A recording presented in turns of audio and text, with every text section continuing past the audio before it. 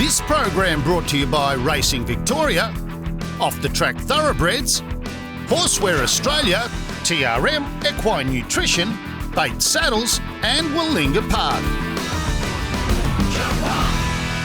Previously in this series, you've seen our trainers and show jumping riders retrain their thoroughbreds. And it all came down to the big jump-off final at Bonio Park. Here's how it unfolded.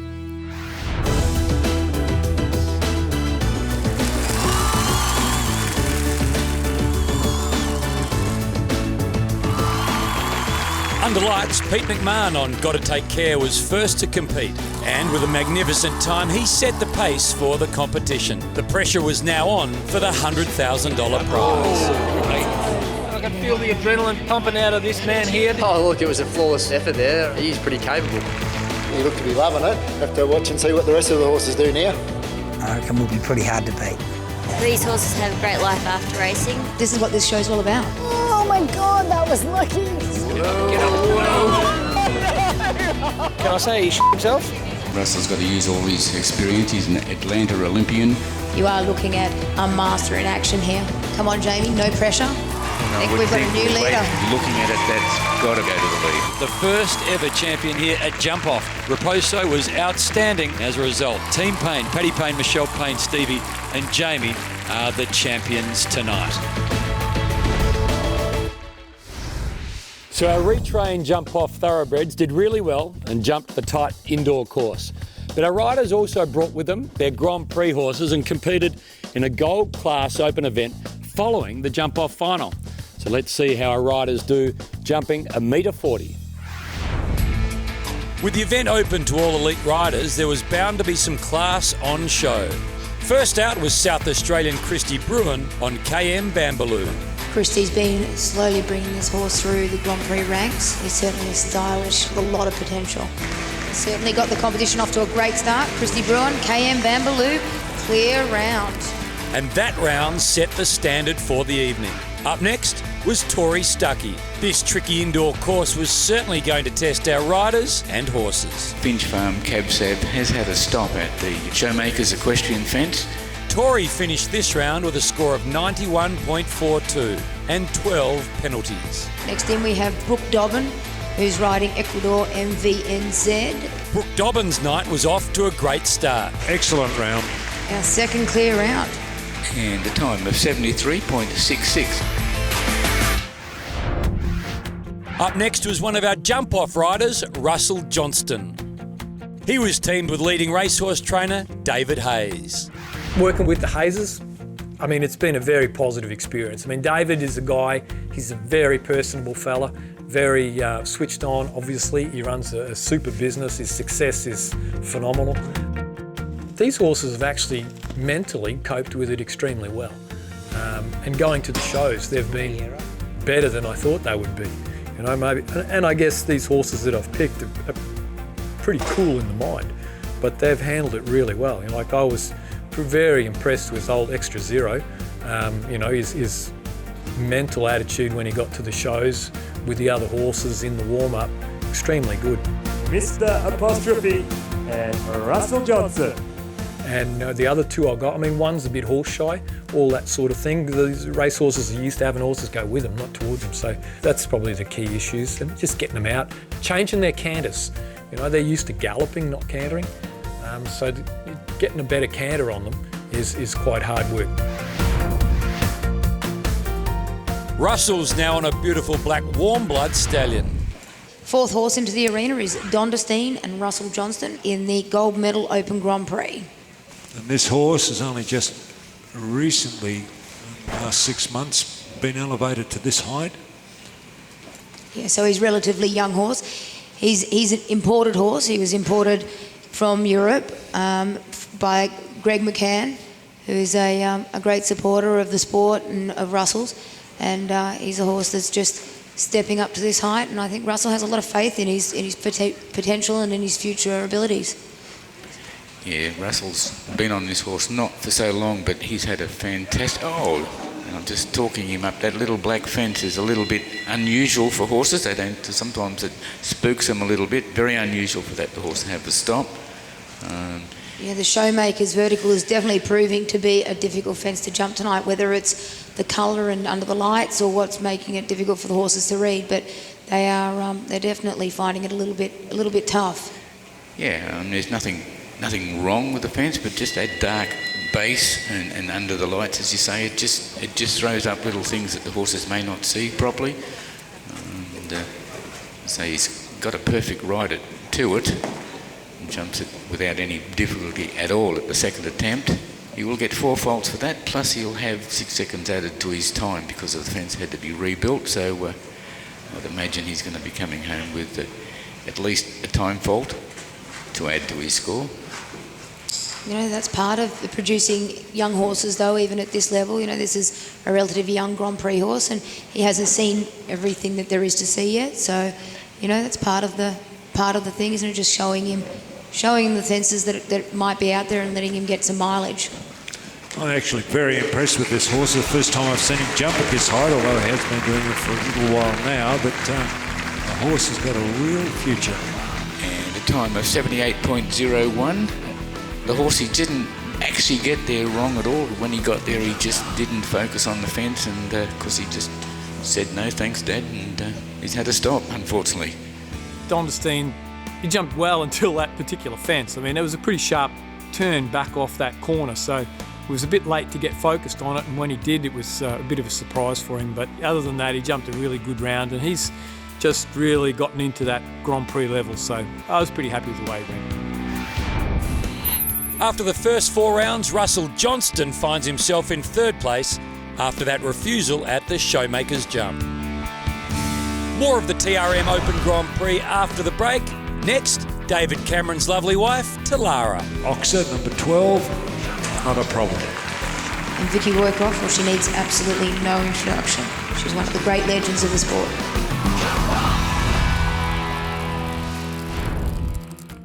One thing that is very clear is that thoroughbreds are all very different. Each individual has a character and has their own traits and skills, and they're a magnificent animal, but with lots of character and challenge for those who are riding them. Show jumping itself is just huge, and it's one of those things, unless you actually see it on TV, and I've only ever seen it on TV at its top end, it's just phenomenal just how popular it is globally, and how highly skilled it is, and what it brings to the equestrian world. I think one thing that this show will do, though, is just illustrate just how skilled it is and how difficult it is, and what a great challenge it is, and what great sportsmen and women who are the show jumpers, but also the skills of the thoroughbred and the horses is just phenomenal. Weir, Hayes, James Cummins from Godolphin, Payne and Price. Hug. He needs a hug. Some real high-profile names, putting their reputations on the line, maybe. We in racing understand our responsibility to the core of our sport, which is the horse, and ensuring that the welfare of that animal is protected before, during and after racing.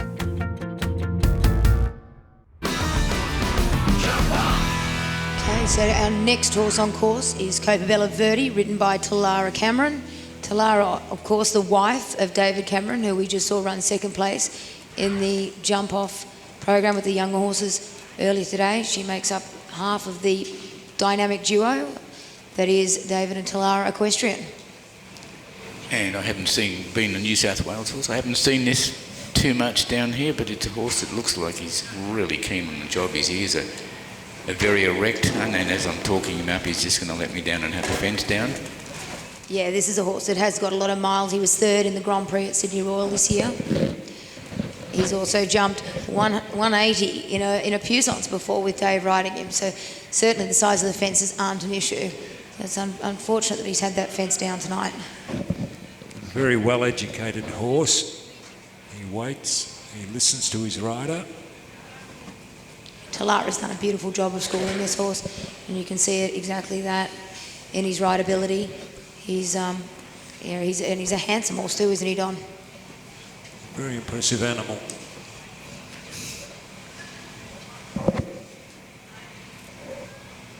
Just the 2 fences left. Straight black fence and the square oxer, number 12. Not a problem. So Kobe Verde and Talara Cameron finish on 4 faults. Do we have a time for him, Paul? And a time of 77.06, so time is right, and unfortunately just that one And here's the replay. fence down, yes, just gets a little bit close to the front of that oxer and just rolls that rail off. What a shame. Otherwise a textbook round. Yeah, beautiful round. Just spoiled by just being a little bit too close and a bit low. It doesn't matter whether you're riding at 60 centimetres, a metre 50, you know, going over poles. It's amazing how much of a feel of accomplishment and excitement you can get out of riding at any level. You know, you can set yourself a little goal, go out there, do your thing. You can come home with a ribbon or whatever it might be, or you might even just go out and do a personal best. And it's just a cool thing to be a part of, and there's so many people out there doing exactly that and just enjoying their horses week in and week out. After months of well-behaved thoroughbreds, next it's Vicky Roycroft on her warm blood stallion. Dynamite Bay is just a young horse that's coming up through the ranks, but showing a lot of promise. Throughout the jump-off series, Vicky was teamed up with James Cummings from the Godolphin stable. Been riding a bloody long time.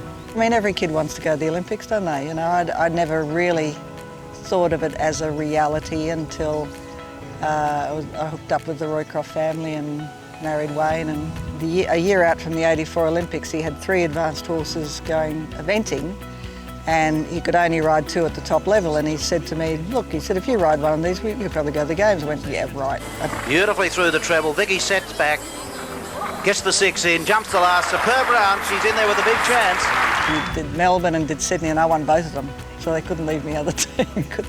And I got to the Olympics, and Wayne thought that was great. Now I'd stop and, you know, do all the right thing and be the housewife and have kids. But I had the Olympic back then. I wanted to keep doing that. You know, I think this concept of jump off is fantastic. You know, it's really going to showcase our sport, which is what it needs. You know, and the other aspect is that it's great for the thoroughbred. The thoroughbreds still have their place. You know, they're bred to be sport horses, and for our discipline, they can be fantastic. You know, they can really do a good job. Just got to find them.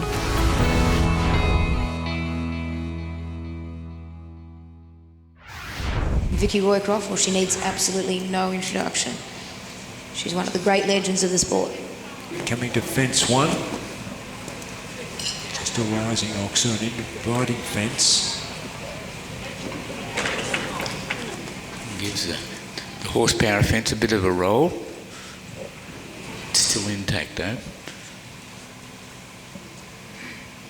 Because the nature of indoors, you're actually don't get a lot of room to get your fences, and quite often fences, as is in fence 1, it gets a little bit too deep, as I say. The distance a little bit long there, Paul. I stepped out. It's about a metre long. So the riders have really got to ride on after that double. Well, I think they're all a little bit different, but also that fence, as a few are going into the crowd, and sometimes the horses just lose that little bit of focus, and I'm sure that's all that was happening there on that occasion. He's showing all her expertise in getting this young stallion to refocus on the job. Yes, I think Vicky will be very pleased with this horse. Regardless, you know, this is a big atmosphere night for him, and just getting him out and about and getting him to see the environment here tonight and to compete at this level is just great experience for the horse.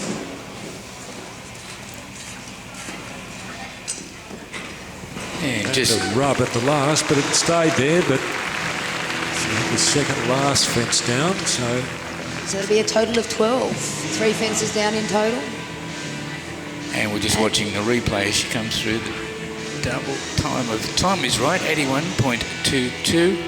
Down to the prize easy free fence. She's gone over the time, so she will incur a time penalty. So 81.22 their time. He was a little spooky in the atmosphere, so he didn't jump at all well. So, yeah, he was chipped in one fence, which we then nearly destroyed, which I think was my pride's easy feed fence, which is a bit sad. And then I knocked down your showmaker's fence, so what can you say? So I think that's sort of the end of his career of being a stallion. I think that's been making him get too distracted, and so a lot of it is because he's looking where the next girlfriend is. So I think I'll try and avoid that problem in the future. After the break on a cold night, things heat up at Bonio Park. And,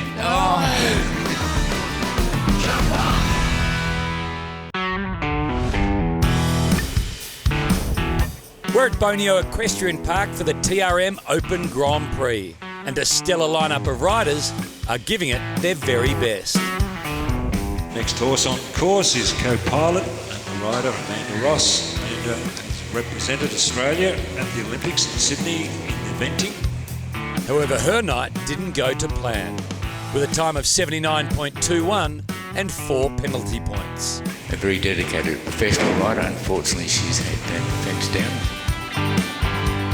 Jumping next was Adam Johnston on Up.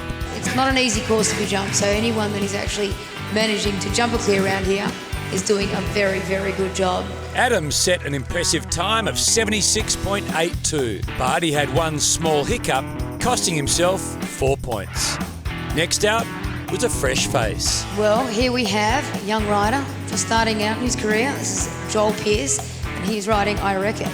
Well, Joel is certainly showing the older guys how to do it here. He's actually, I spoke too soon. It's great to see the young riders here, and Joel is definitely a kid on the up and one to watch. Yeah, for sure.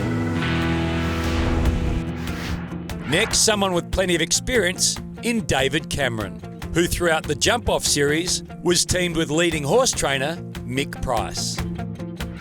There's nothing better than walking into a big arena at a big class, and you know you've done all the preparation, you know that you're going to go out there and do your best performance. The biggest draw for show jumping is that it's a combination between an animal and a person, and unless you're working together, the result's not going to be that good. I want the public to be able to see that combination and see how that then produces quite an amazing performance. And then in that we see the excitement of jumping events, the speed, the finesse, and that itself is something that should be on TV.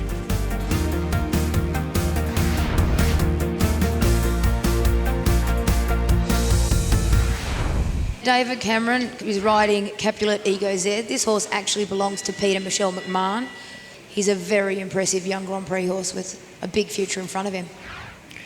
We're over the first. Makes a nice shape over the fence. Yeah, this is a very classy young horse, and Dave's going to give him a good ride because he's definitely got. He didn't win the last class, so he's going to try and win this one. He's got a bit of making up to do.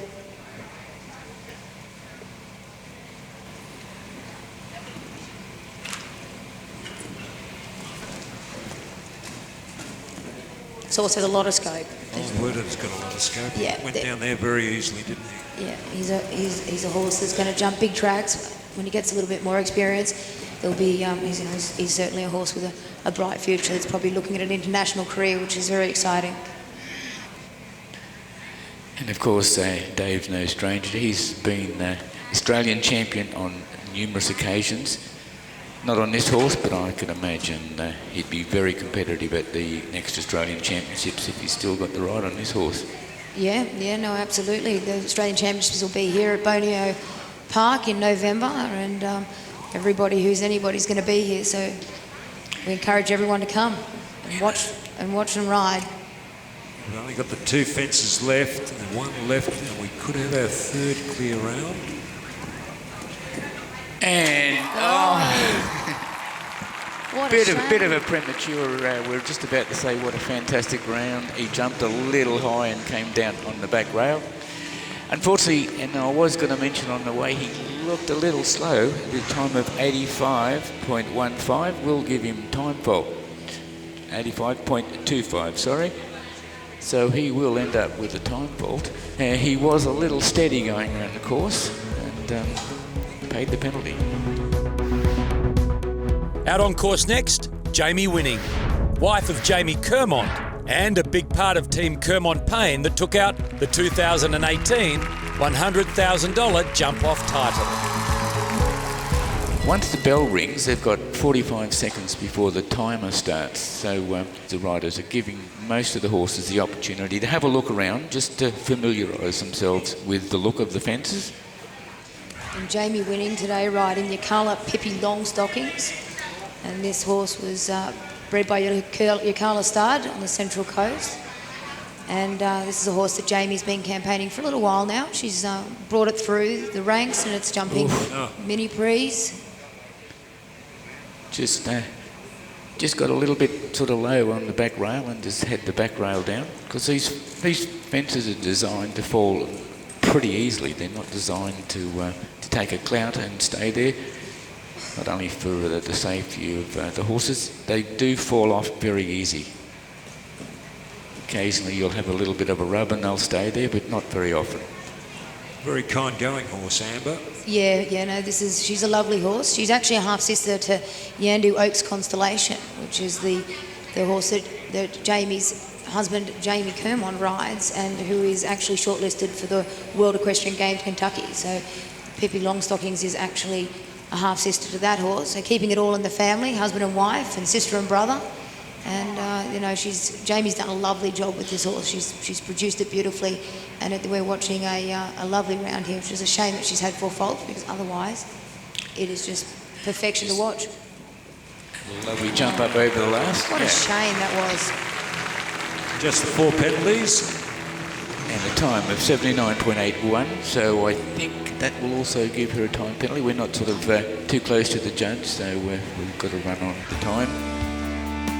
I was actually a little concerned about my mare because she hasn't actually been indoors before. A horse that hasn't been in an indoor can be a little bit weary about going near the walls and in the corners, and she was wanting to drag me in the corners, which made my ride a lot easier, so it was very good. I just wanted her to be relaxed, and I was hoping for her to come out of the ring with a good experience. I mean, preferably a clear round, but I had the back rail of fence 3 down and Oxer. I probably had her a little too relaxed, and it was jumping into the wall at the end. There was a short turn afterwards, so I think she just sort of finished her jump a little early, thinking about the wall coming up, tapped it behind, but I was pretty happy. She jumped her combinations beautifully. I got down to the second combination on the strike I wanted. A few were struggling to get down there, and I was even waiting a little bit. She was just happy to take me down and jump the jumps well. As the leaderboard stands, a fair showing from our jump-off teams with Talara Cameron, Jamie Winning and Russell Johnston all in the top 6. After the break, it's jump-off legend Pete McMahon. Peter, another former national champion. He's also an Olympian. He represented Australia at the Beijing Olympics. The good part about thoroughbreds for me is their willingness. There's so many uses for thoroughbreds. They're, you've only got to look at them in polo and polo cross. For us in eventing, they're perfect. But then show jumping, you've only got to look at results. The jump-off series was exciting to go to, was exciting to watch. Racing Victoria do a lot with off-the-track program, which means that a lot of trainers basically get in contact with them. If you're after your next thoroughbred, make sure you get in touch with the off-the-track program via their website.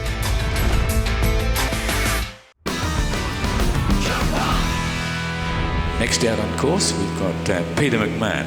He's riding KS Sovereign's Cadell, number 12 in the draw. For our $100,000 jump-off series, Pete McMahon teamed up with Darren Weir, one of Australia's most successful racehorse trainers.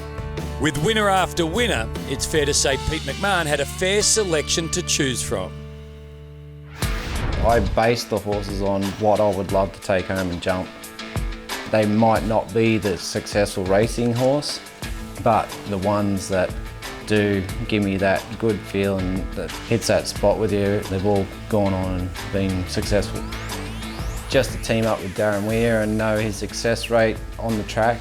He doesn't just do flat racing, he also puts horses over the jumps, that might be a little bit of a better incentive for us. Good boy. Really good, really good. $100,000 up for grabs with thoroughbreds, that's just not even heard of in Australia or anywhere in the world just for thoroughbred horses. So it's going to be great.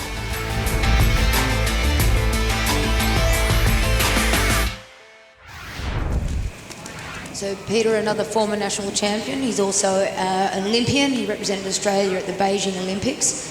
And he's definitely a competitive person, Peter, so I'm sure that he's going to be giving this round everything he's got. And this horse is a young horse, but it's very quality.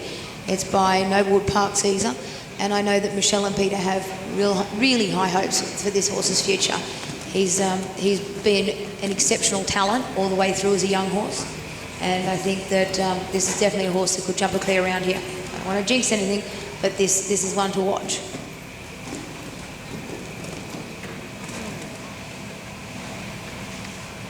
You notice, Peter, that between those two fences there's only 3 strides. The horse jumped in a little bit big. He had to take a bit more of a hold to give the horse a bit of room, and that just shows the skill level of these riders. Picture perfect at this stage of the competition.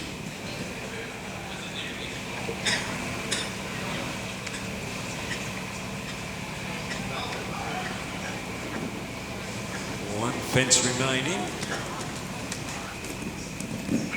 And look at that, another clear round. Fantastic effort, Peter McMahon, KS Sovereign Scadell. I called it. This is definitely a horse to watch, and I think he's going to be one that'll be hard to beat in the jump off too. So fantastic effort, Peter McMahon and KS Sovereign Scadell. And time is right also, 77.97, so within the time. You only have to be just within the time. Yeah, the first round, look, the horse felt great. The jumping in there was great. The footing was beautiful. The jumps were great. So everything was first class. You just got to have your game plan when you go in. You know, you walk the course. You know exactly where you got to go. You know the striding of your horse, so you work all that out before you go in. And we were fortunate enough that our game plan the first round worked out great for us. And yeah, the horse jumped accordingly. Next into the arena was Christy Bruin on her second horse, Jack. Her clear round with a time of 77.62 guaranteed her a spot in the jump-off. Also having another great round was Brooke Dobbin on Corrado MVNZ. A clear round and a time of 75.65 put the pressure on our next rider, Russell Johnston. This is the Priest, written by Russell Johnston. On the show jumping circuit at the moment, Dupreece is everybody's favourite. He's a younger horse. He's up and coming, but he has been so successful in the last 12 months. Russell has won a lot of Grand Prix on this horse. And have you ever seen a cuter looking horse, Paul? I haven't, but then, you know, I don't really care what they look like when they can jump like this, or they can look like donkeys. I don't care, but it is a cute horse, and you are here because you're judging them on looks. And that is important. I'll tell you now, I overheard Jamie Kermont call this horse adorable once. Well, in that case, it must be cute. Mm-hmm. That was well ridden by Russell. The horse dropped a little short over the combination, and he rode on, saw his stride and rode on magnificently. No trouble over the Showmaker's vertical. Got great technique, this horse.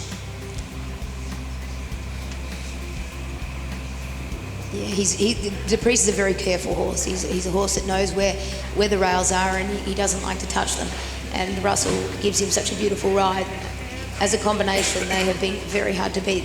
This year they were winners of the Metre 50 Grand Prix at Aquis only a few weeks ago in Queensland, the Aquis Champions Tour.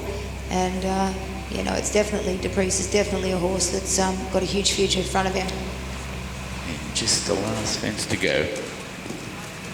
And he's up and over. Fantastic. Look at that, another clear round for Dupreece. Russell Johnston. And time of 73.13, so well within the time, so that will be another clean round. Russell obviously giving this horse a really good ride. Don, you were sort of talking about this horse having a really good technique. What do you mean by that? Well, he picks his front legs up, but also makes a beautiful shape over the fence. He forms a semicircular shape with his body, and his back end also gets up and forms part of that semicircle. Yeah, very happy with Dupreece. He jumped a really good first round. He had a little bit of an injury issue just at the last show we went to, so I've been a bit cautious with him. Was really happy to see him come back and jump a really good round. Felt great, good power off the ground, did everything right. And with that great round from Russell Johnston and Dupreece, he's made it to the top 6 on the leaderboard, joining Pete McMahon in the TRM Open Grand Prix jump-off, where the competition is really heating up. And now the gallop to the last, is he? Yes, he's an up and over. That's a fantastic round.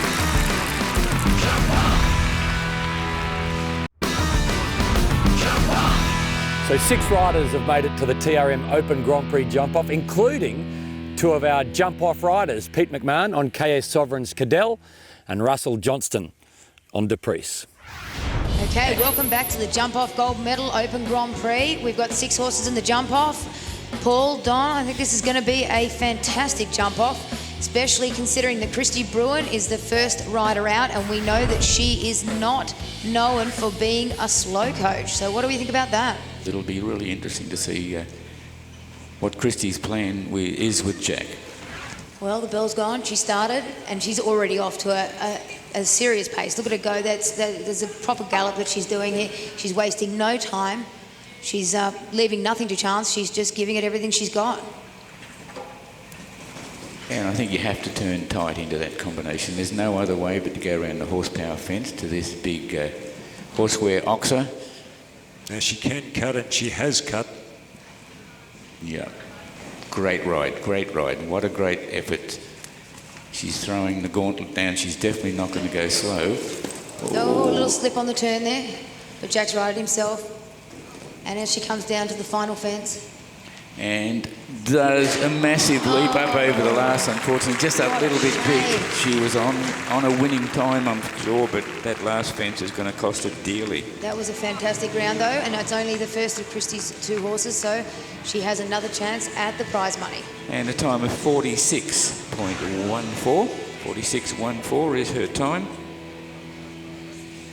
And here we go. She's done a great jump over the oxer. Nearly fell, nearly hit the ground. Our next combination up is Corrado and MVNZ and Brooke Dobbin. And Corrado is a big horse with a big stride, so I think that Brooke's going to be using that to his advantage, and he's going to be trying to take the least amount of strides between the fences to kind of keep in front of everybody else. Yes, and because he's got the 2 in it, so as we said earlier, he's got nothing to lose by going hard on his first horse. I'm sure that will be Brooke's intentions.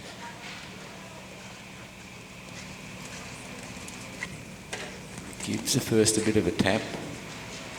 So Brooke has to balance the idea of going really fast with the risk that a super fast round might take a chance at knocking a fence down. And so it's a balancing act. How fast do you go? How much pressure do you put on the riders coming behind you? He got in deep to that and really gave that all the effort in the world, got really high. So it looks like Brooke is going to take the risk and make sure he covers the time and give everybody else something to chase. And that's what these riders are about. They're not people that are going to take it too carefully in a class like this where they all want to win. They're not saving anything. They're willing to take the risk. And no, he's just had that down. Now he's going to have to run down to the last to save a bit of time. He jumps that clean. And he's another horse that had just the one fence. Time at 47.78 their time. So not as fast as Christy and Jack, but the one fence down. This stage will put him obviously into second place. So. And here we watch the replay of Brooks round here as he comes up to the horsepower style, and he just got a little close there and the horse just rolled it out in front. Next out on course we've got Peter McMahon. And Peter's riding that lovely chestnut KS Sovereign's Cadell. To win the class, at this stage, he's only got to have to jump clean with no time penalties, because we haven't had a clean round yet. No, that's right, Paul, we haven't, but I don't think, knowing Peter, he's no stranger to a jump-off, and he's no stranger to being competitive, so I don't know that with 3 other horses coming up behind him, all fast horses and fast riders, I don't think that Peter McMahon is going to take the safe option just quietly. I think he's going to go for broke, and he's going to try and post a fast time and a clear round. Beautifully presented, this horse, isn't it? The style of show jumping horses in Australia at the moment is just incredible, and really well presented with it, so and educated. So things have improved a hell of a lot over the last few years. Absolutely, no. This is definitely one of the nicest young Grand Prix horses in the country, and Peter and Michelle have been doing a fantastic job with this horse way through, and I know that they rate it very highly. Now to 10, biggest fence on the course and a huge jump. And the cut is on. Peter accepts a challenge. Now he's riding. Oh. Now this is going to be interesting. Excellent. Now takes a risk at fence 1. Tight turn back onto 2. Be interesting to get the time. And now the gallop to the last, is he? And he yes, he's an apple left it. That's a fantastic round. Did you see him go inside that fence? Unbelievable. That is unbelievable. And then going into the tightest corner on the course and still manage to turn around and pop over the fence. So what a fantastic exhibition. 42.98. So what an and exceptional fastest. time. Yeah. Time is exceptional. 42.98. The closest to that was 46.14. So Peter McMahon and KS Sovereign Cadell has absolutely blitzed the competition thus far. I had to take some risks, but when you're in a jump off, you know you've got to go quick. I was probably in a situation where I had Russell behind me, so I had to take some risks. As I come around to the horseware fence, I was like, okay, I'm jumping clean now, so I may as well sort of increase the risk a bit. So I jumped the baits, vertical, the black vertical, and I thought, well, the only way to beat Russell is to come inside to the first fence, the jump off fence. So I was lucky enough, I pulled it off, and then I was sort of home and hosed then, so I cantered back towards home, and then just galloping down the last fence and jumped it, and yeah, it was happy days. Pete McMahon set a cracking time. The question is, can Russell Johnston catch him and win this TRM jump off? Find out after the break.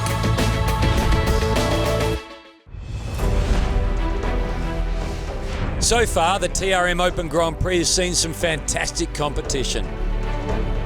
With Pete McMahon out in front with an amazing clear round and setting the pace with a time of 42.98. With only a couple of riders left to jump, including Russell Johnston, this looks like it'll come down to the wire. Well, I think that Christy's certainly going to have been listening to what the other riders have been doing. Well, she's been out in the warm-up, so she's going to know that she's got to beat a time of 42.98 and jump a clear round to be going to the winning position. So I think she's going to be trying to cover Pete's time. I think that she's definitely going to be thinking that she needs to put it all out there if she wants to be in the winner's circle. yeah, I don't think she's going quite as fast as Pete, even at this level. And I'd be surprised to see whether she goes the inside. No, she's gone the outside line. Well, he's only a young horse as far as this level of jumping is concerned, so I think he should rather get a confidence builder than go for the time. Well, there's still some pretty good prize money for coming second. She's posting a lovely round and clear over the last. Clear round, clear jumping. And a time of 47.58. Puts it second place. And all importantly, a clean round. So this stage into second. Christy and KM Bambaloo showing us how to do it. What a lovely piece of show jumping. Next out, we've got Brooke Dobbin. He's riding Ecuador MVNZ. So he's going to be looking to better his time on Carrada, which was 47.78. He's going to be looking to post a quicker time than that and a clear round and try and challenge Peter McMahon for the lead. Oh, really tight line. I was just about to say what a great line he did, and just stalled a little bit, didn't quite make the back bar. So he's got 4 faults. Well, that's the risk you take in jump-offs. You know, when you turn up short like that and you give the horse less time to read the fence and less time to get organised, then you do risk having the fence down. But that's part and parcel of riding fast. And just a long run to the last. And up and over it. So we'll just finish with a 1 fence down and a time of 47.29. Puts him into 4th place at this stage. This is our last horse and rider in this, the gold medal Open Grand Prix here at Bonio Park. Yeah, I think we can be pretty certain that Russell is going to try and challenge the time here of the leader. I think that he's definitely going to try and give Peter a run for his money. I don't think he's going to be leaving anything to chance. He's look at that. He's actually showing the horse the lines that he's planning on taking, so that Dupreece knows what's coming before he actually does it. He's giving. So he's going to follow Peter, isn't he? Seemed a bit of Pete's round, and that was quick. That was really quick. Just looking at the line he was going to take, I think he's going to challenge and take that difficult line to the old fence number 1. Clear so far over first 2.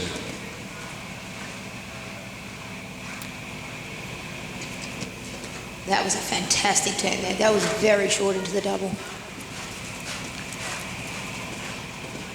I'd say he's right up on the time at the moment, don't you think, Paul? And he's definitely up on the clock, and he's running down to those last few. He's starting to open him up a little bit now. He's going to do the inside line.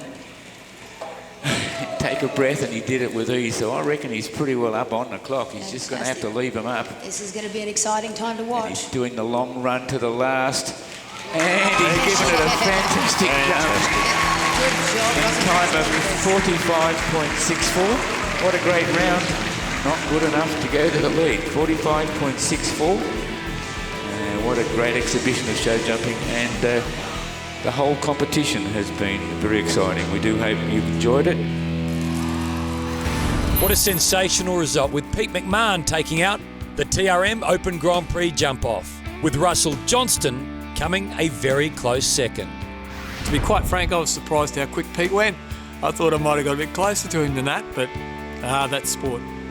That's probably the show jumping scene, you know. You got to put as much pressure on the riders that are coming behind you as you can, and you just got to know what your horse can and can't do. Pete McMahon takes out the Gold Class Open Grand Prix. Well done, Pete, and KS Sovereigns Cadell. Fantastic round. They're spectacular animals, aren't they? That's Grand Prix height. Can some of the jump-off horses get to that level in the future? It'll take some training, but all of these jump-off horses now have a start in a new show jumping career. Next time on Jump Off, we'll trace the life after racing journeys of some of our jump-off horses. Bye for now. In the next episode, we find Bolivar at the Aroa show. Well, since he's come back from Russell's, it's been invaluable, the experience he gained down there. He's not that far away from jump club stuff. And Darren Weir's Johnny English at the New South Wales Championships. James and Elliot ended up taking agent from us and, competing him, and we've put a lot of time and effort in these horses, so, for them to go somewhere where they're going to keep going with what they're doing, I think it's great for them. You can see him a lot softer through the back now. He's not so tense. What the boys have been doing with him since the show, it's been really good work. That's what we want to see.